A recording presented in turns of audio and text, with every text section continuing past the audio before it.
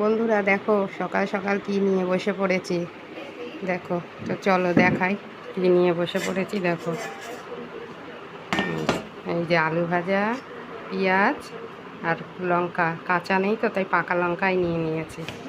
এই যে আর কি নিয়েছি দেখো, এই দেখো এই যে পান্তা ভাত।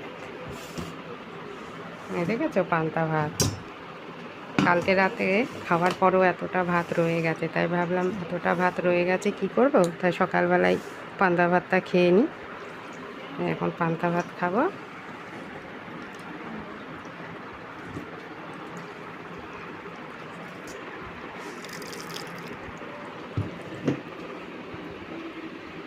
কালকে রাতে খাওয়া হয়নি, কারণটা তো জানো, কেন আমি ভিডিওতে দিয়েছিলাম সন্ধ্যেবেলা চাউমিন করেছিলাম, তারপরে কি আর খাওয়া হয় বলো।